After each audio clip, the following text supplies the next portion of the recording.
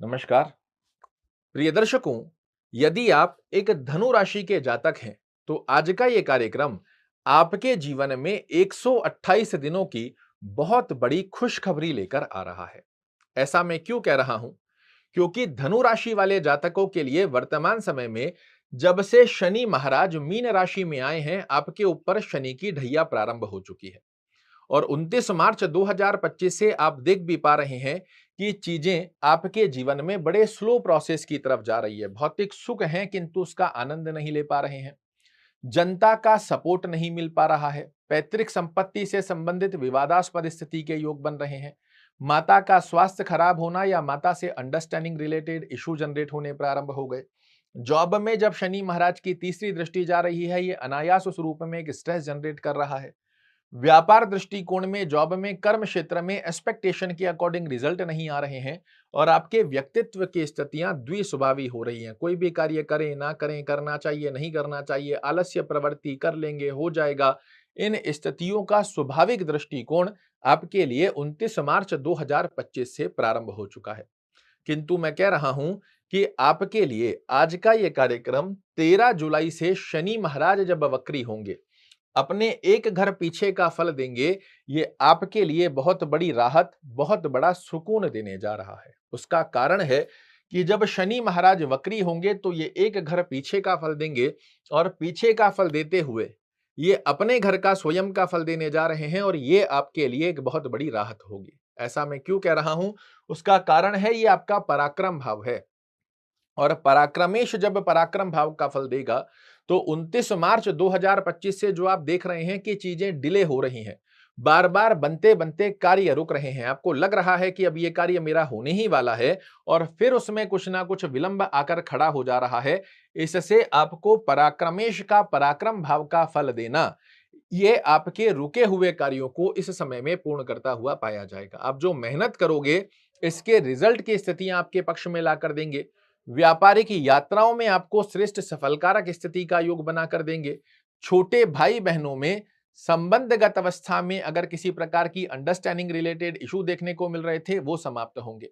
यदि कोई प्रॉपर्टी का लेन देन, खरीद फिरोद का काम करने की स्थिति में कोई कार्य रुका हुआ है, ये इसी ड्यूरेशन में आपके द्वारा थोड़ा सा पराक्रम अर्थात थोड़े से एफर्ट्स लगाने की स्थिति के चलते ये कार्य आपका पूर्ण हो जाएगा।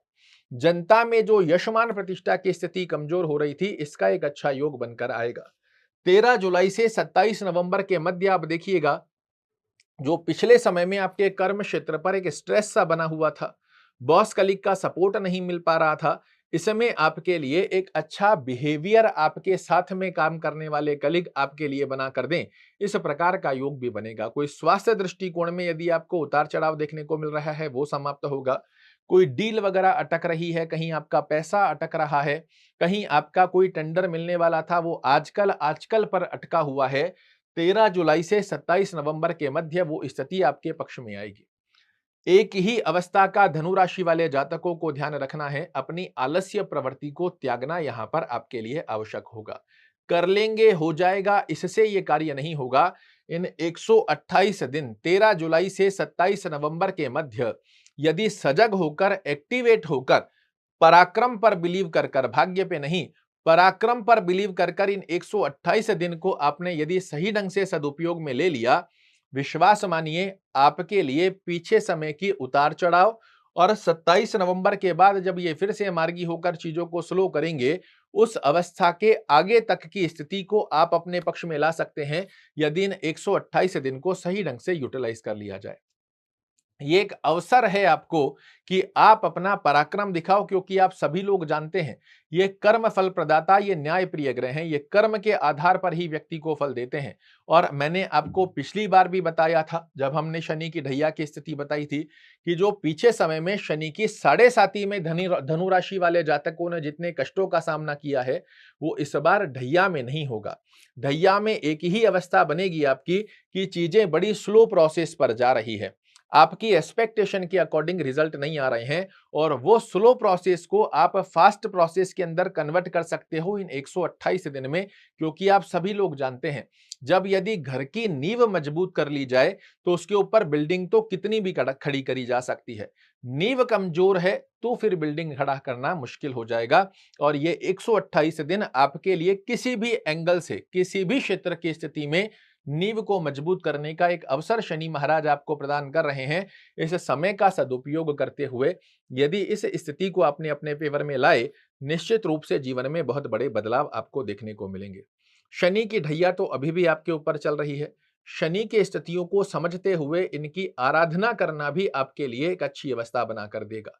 ओम शन शनश्चराय नमः का जाप, शनि चालीसा का पाठ करना या सुनना, दोनों में से जो भी संभवत स्थिति बनती है इसे फॉलो कीजिएगा, ये बड़े अच्छे लाभ निकाल कर देगा। शनिवार के दिन कुछ ना कुछ तेल में तली हुई वस्तु का दान करना आपके लिए बहुत अच्छा है। अच्छा, एक बात और बताता हूं आपको, यहां पर ये 128 दिन किन लोगों के लिए बहुत अच्छा अवसर बनाने जा रहे हैं और किन लोगों के लिए सामान्य गत अवस्था में रहेंगे, ये भी जानना आपके लिए आवश्यक है।